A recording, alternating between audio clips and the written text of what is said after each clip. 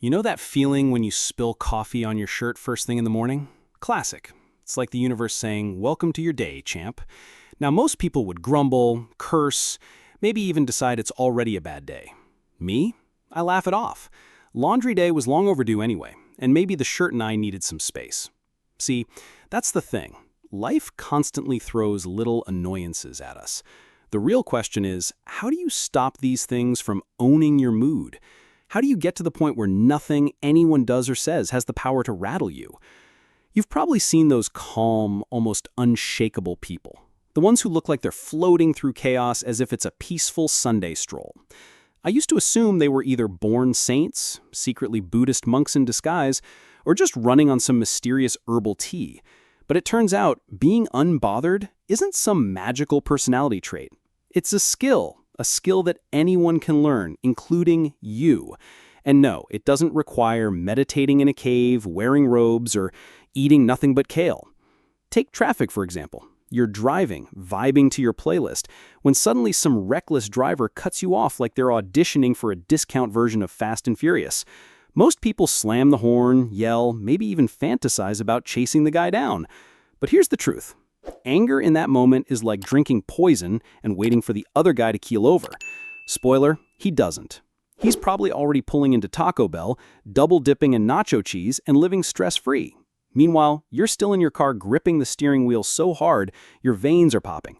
Who really lost here? And it's not just traffic. Think about the workplace. Your boss suddenly goes Hulk mode, unloading frustrations on you for no logical reason. The normal reaction? Stress, anger, maybe even rage quitting in your head. But here's a mindset shift. Don't take it personally. 9 times out of 10, their explosion has nothing to do with you. It's their stress, their problem, their broken cookie moment. Seriously, it's like a toddler crying because their toy fell on the floor. It doesn't make sense, but it happens. Do you scream back at a toddler? Hopefully not. Same rule applies here. Now let's talk about insults. Someone calls you dumb, lazy, or worse. You could start a debate, get defensive, or replay it in your head for weeks. But here's a little trick. Words are powerless until you decide to give them meaning. If someone handed you a bag of garbage, would you say, "Wow, thanks, let me carry this around all day"? Of course not. So why accept their verbal garbage? Smile, say, "Nah, I'm good," and move on. Life is too short to be the town's garbage collector. That brings us to a powerful habit, responding instead of reacting. Reacting is what happens when your sibling pokes you and you instantly punch them back. Responding is taking a pause, a breath, and asking yourself, is this even worth my energy? Most of the time, the answer is a big, fat no. If you could peek into your own future and ask your 70-year-old self if today's insult, traffic jam, or email actually mattered, old you would probably chuckle and say, "Seriously? That? You wasted energy on that?" Here's another perspective. Have you ever watched a dog chasing its tail? It looks silly, right? A lot of our anger is exactly that. Pointless energy running in circles. The next time you feel irritation boiling up, ask yourself a simple question. Will this matter in 5 years, 5 months, or even 5 days? If not, it doesn't deserve your peace.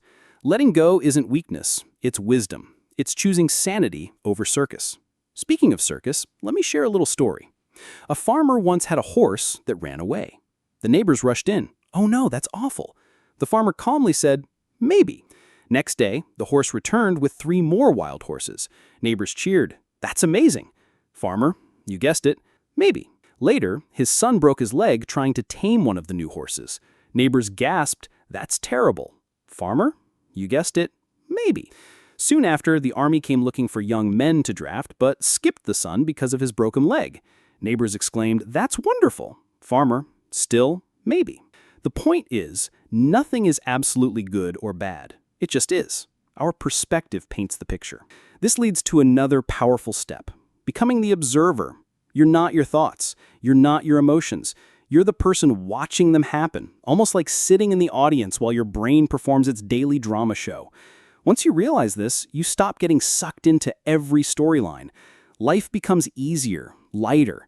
The insults, the chaos, the misunderstandings, they become background noise in the giant circus that is the world. And believe me, the world is one strange circus. Here's the twist. The less you react, the less people try to mess with you. Seriously, it's like discovering a hidden superpower. Bullies, energy vampires, button pushers, they thrive on reactions.